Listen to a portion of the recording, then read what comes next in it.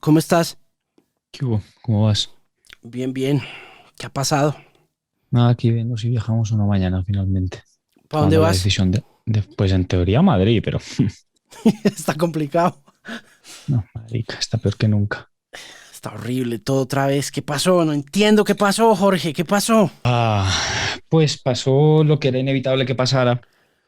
Si tenías, si al virus le dejas una trinchera para trincherarse e ir probando, probando, probando por prueba y error, al final pues acabará produciendo una mutación con escape inmune, con Ok. cierto escape inmune. Y eso es lo que ha pasado. Ya está, o sea, no es nada, es algo que quizás esperábamos dentro de 6 meses, un año y no ya, pero pues ha pasado ya. Hmm. Mira, yo te lo dije como al comienzo del año y vuelvo y lo repito y creo que todas las voces periodísticas que hay resonando en todas partes en esta era de desinformación es como la más sana, por lo menos. Gracias. Si uno entiende lo sano, pues por su interpretación en el idioma inglés, ¿no? Sane, sanity, ¿no? Como un poquito de cordura alrededor de todo el tema y del discurso. ¿Cómo sientes tú que ha avanzado ese tema en términos de información y de desinformación, entendiendo que te veo todos los días como repicando y repitiendo cosas alrededor de ese tema de como de la ciencia, primero que todo, yo le digo siempre a mi compañero Uribe DJ, porque siempre me manda como los titulares más escandalosos, y yo Sí. le digo, parce, píllate a Jorge, mira lo que está Jorge diciendo, ¿cómo te has sentido tú cubriendo COVID en 2021?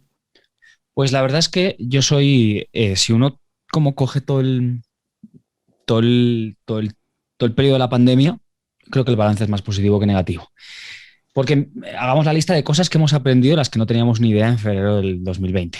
O digo, que no teníamos como súper presente, o no había tanta gente que lo tenía súper presente porque no era necesario en el día de ayer, ahora sí lo es.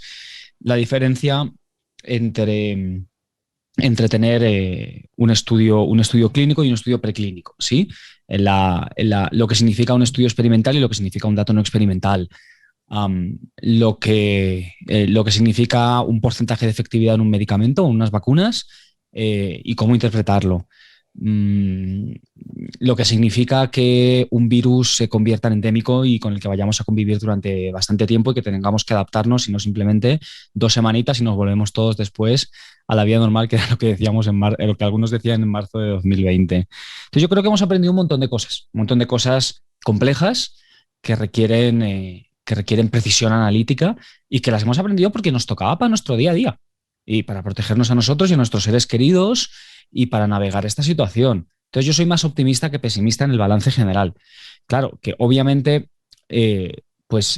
los incentivos por una parte de una porción importante de nuestros compañeros en medios no son siempre necesariamente los necesarios para abordar un tema complejo. Hay incentivos para los clics, hay incentivos para destilar solo la parte más espectacular en titular y que por otra parte, pues la inmensa mayoría de nosotros pues tienen o tenemos otras cosas que hacer, además de informarnos sobre el virus en la vida, ¿sí? Desde vivirla hasta trabajar, pasando por informarnos de otras cosas, pues eso hace que nunca la información sea ni mucho menos perfecta y siempre se cuelen, digamos, informaciones más erróneas o no bien hechas o comparaciones que no funcionan como tal. Por ejemplo, cuando nos dedicamos a comparar vacunas entre sí, a ver cuál funciona mejor, en lugar de comparar qué es tener una vacuna versus no tenerla, que es la comparación que tendríamos que estar haciendo, lo difícil que es que asumamos que el éxito de una política pública, de una política sanitaria, se mide en una variable invisible, que es vidas salvadas, muertes que no suceden. O sea, todo eso es difícil, ¿sí? Es difícil de que cale y es difícil de mantener ese foco.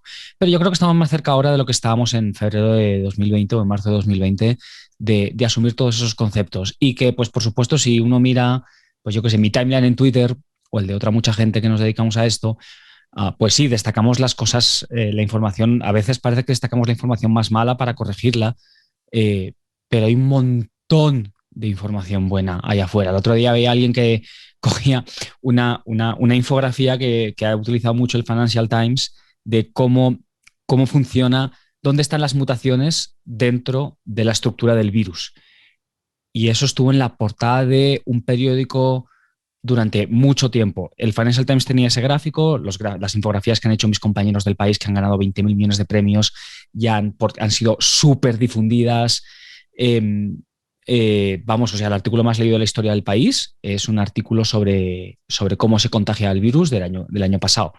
Entonces, está traducido al chino y todo, pues, oye, o sea, que hay una mejora para mí clarísima que quizás no nos podíamos imaginar hace 3 años en términos de consumo, de consumo masivo de información compleja. Entonces, aunque a veces parezca que solo destacamos lo malo para poder corregirlo o afinarlo, lo que sea, hay un montón de cosas buenas, tanto por el lado de la oferta mediática como por el lado de la demanda. Entonces, yo soy más optimista que pesimista. Sí, sí lo he visto. En un par de ocasiones te he leído tweets como, por ejemplo, el que comienza citando un podcast que estabas oyendo que dice: Our judgment isn't limited by knowledge nearly as much as it is limited by attitude. Y te lo complemento un poco. Esa frase significa: nuestro juicio no está limitado tanto por el conocimiento como lo está por la actitud. Y un poco más atrás, hace unos días, estabas también diciendo algo sobre la actitud que debe tomar la gente y la forma como tú crees que el tema de Omicron en estos momentos puede llegar a ser una decisión muy personal en muchos sentidos, ¿no?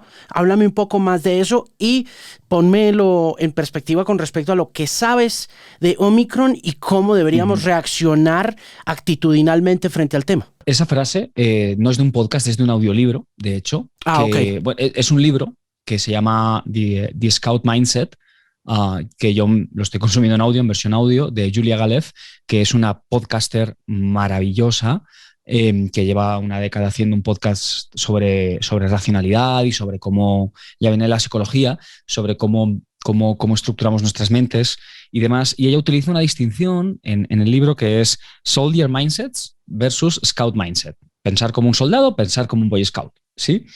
¿Y a qué se refiere? Pensar como un soldado, por diciéndolo rápido y mal, hay un montón de evidencia detrás de esto, pero por simplificar, es defender de manera motivada, razonar de manera motivada para defender tus prejuicios, tu posición previa y, digamos, establecer un perímetro de seguridad sobre tu mente y tus creencias y tus emociones, que es algo que en cierta medida todos y todas tenemos que hacer, porque si no nos volveríamos locos, no podemos cuestionar todo lo que pensamos, todos nuestros principios, todos nuestros valores.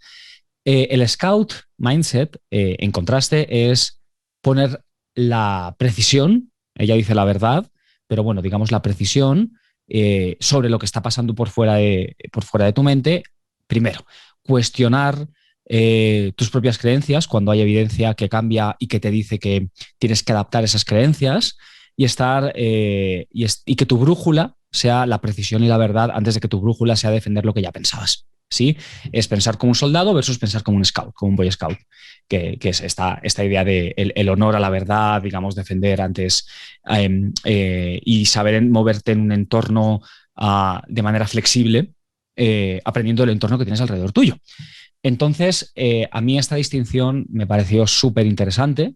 Voy justo por la mitad del libro, ahora mismo estaba mirando y voy por el Ecuador y de momento me ha parecido muy útil, te da como una caja de herramientas para ser más parecido a un Boy Scout que a un soldado en tu día a día. Y Omicron efectivamente es una situación maravillosa para plantear esto. Llega Omicron, ¿sí? Entonces, llega Omicron quiere decir que científicos en Sudáfrica nos dicen: hey, ojo, hemos descubierto acá una variante, ¿sí?, que nos está preocupando. Y nos está preocupando por lo que estamos viendo, primera evidencia, sobre el papel, ¿sí? ¿Qué es sobre el papel? Estamos comparando la estructura genética de estos virus que tenemos aquí con la estructura genética de Delta y del resto de variantes que teníamos antes, ¿sí? Y estamos viendo que hay una serie de mutaciones entre 25, 30, 35, depende un poco de cómo lo midas, que en otras variantes hemos visto, o nuestros análisis sobre el papel, sugieren que esta vaina sería capaz de esquivar nuestras defensas, adquiridas bien por infección pasada o bien por vacuna, o una parte de las mismas. Primera señal de alarma, ¿vale? Y esta acumulación de mutaciones es mucho mayor sobre el papel que en variantes anteriores. Entonces, ojo con esto. Siguiente, oye, y esto se está contagiando rapidísimo. Las curvas de contagio en Gauteng, sobre todo, una provincia donde se empezó a difundir rápidamente Omicron en Sudáfrica, se volvían mucho más empinadas de lo que estábamos acostumbrados incluso con Delta.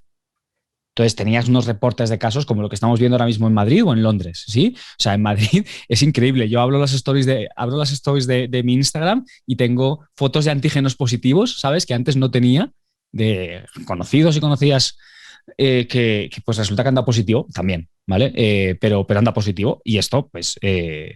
luego lo miras en los datos y efectivamente es una curva mucho más empinada. Entonces, lo que parece que tenemos es una variante que se contagia más rápido que las anteriores y que una parte de esa ventaja de contagio se debe a que escapa a las defensas, a una parte de las defensas que teníamos. ¿Qué significa que escapa? Significa que las defensas que tenemos lo que hacen es que reconocen, las de primera línea es que reconocen al virus, los anticuerpos, y dicen, vale, ya sé lo que tú eres un SARS-CoV-2, entonces yo aquí no te voy a dejar entrar. Dejadme simplificarlo mucho, ¿vale? Y esto, nuestros anticuerpos, nuestro cuerpo adquirió estos anticuerpos, estas defensas, vía vacunación o vía infección pasada. Si el virus ha cambiado lo suficiente como para que no sea tan fácil de reconocer, esto es un problema.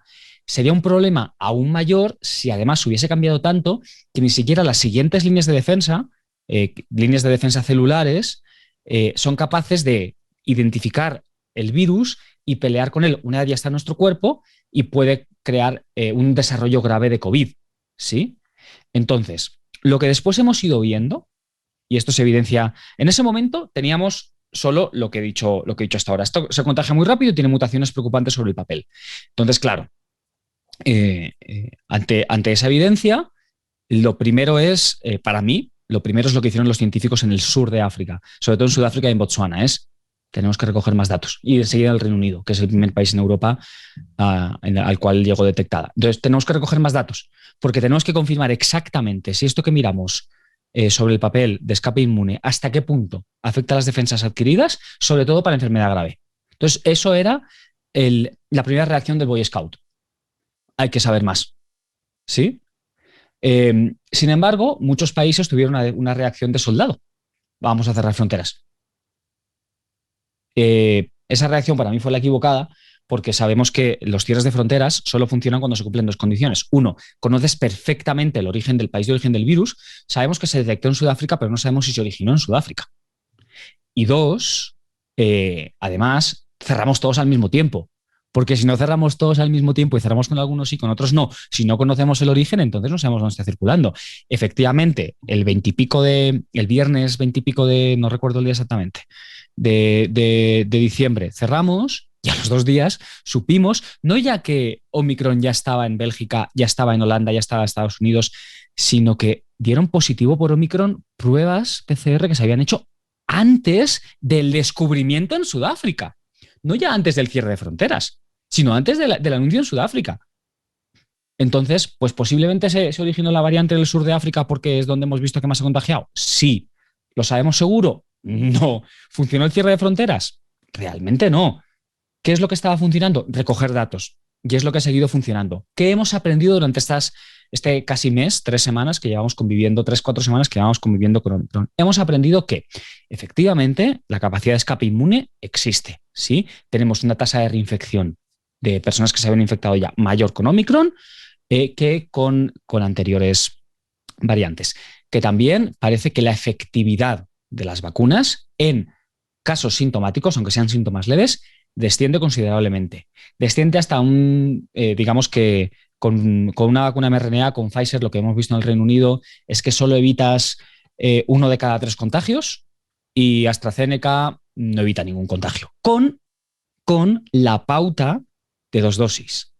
Que hemos aprendido también gracias a los Boy Scouts /científicos /personal de salud en el Reino Unido que estaban recogiendo datos como unos campeones desde el segundo 1. Que resulta que si te pones una tercera dosis, ese porcentaje vuelve a los niveles a los que estábamos acostumbrados. Y tienes un 75% de reducción de probabilidades, es decir, en 3 de cada 4 mundos no presentas síntomas si tienes 3 dosis de Omicron. ¿Sí? 3 dosis de vacuna contra Omicron. La efectividad, al menos en el corto plazo o en el medio plazo, porque hace poco que estamos poniendo boosters, o sea, refuerzos, vuelve a los niveles a los que estamos acostumbrados. ¿Qué hemos aprendido también? Hemos aprendido que la defensa, el reconocimiento de esas defensas de segunda línea de las células que son las que nos protegen sobre todo contra enfermedad grave, sí son capaces y sí mantienen un poder contra Omicron. ¿De cuánto en términos de efectividad en porcentaje? Todavía no lo sabemos. Esos datos todavía no los tenemos y los tendremos en poco tiempo. Pero lo que sí sabemos es que el escape inmune no parece suficiente como para reducir significativamente o para hacer desaparecer la protección contra enfermedad grave. Esto lo confirma el hecho de que aunque los casos han subido muchísimo en Sudáfrica, las muertes no han subido ni de cerca tanto. Entonces, algo está pasando ahí. Sudáfrica es un país con un 25% de población vacunada, pero con una prevalencia altísima, exactamente igual que en Bogotá, por ejemplo, o en Colombia en general, que la prevalencia era altísima y con muchas defensas adquiridas imperfectas, menos perfectas que las de la vacuna, pero defensas al fin y al cabo por infección pasada. Entonces, algo está pasando ahí. Algo bueno en ese sentido. Y probablemente es eso, que la reinfección sucede más a menudo, que las vacunas solo con 2 dosis no son capaces de evitar síntomas leves, pero que parece que tanto 2 o 3 dosis de vacuna como infecciones pasadas o una combinación de defensas, pues entonces sí que presentan un poder que está por medir de cuánto es, pero hay un poder contra enfermedad grave. Entonces, a partir de ahí, el resto de nosotros lo que tendríamos que hacer es ir ajustando un poco nuestro comportamiento con la información que vamos adquiriendo. Sabemos que esta vaina se contagia un montón, sabemos que probablemente se va a convertir en predominante en un montón de países, pero también sabemos que es muy posible, estamos aprendiendo que es muy posible que una vacuna con refuerzo funcione muy bien o bastante bien para proteger la enfermedad grave y que en cualquier caso no estamos en marzo de 2020 en el sentido de que incluso una pauta normal de vacunación o una infección pasada protegen contra enfermedad grave. Entonces no podemos volver a la posición en la que estábamos en marzo 2020. En marzo 2020 para mí tenía más sentido estar en una mentalidad de soldado, de vamos a cerrar todo, vamos a encerrarnos en casa, porque teníamos que conocer. A veces el soldado protege y le da un espacio al Boy Scout para que aprenda, ¿sí?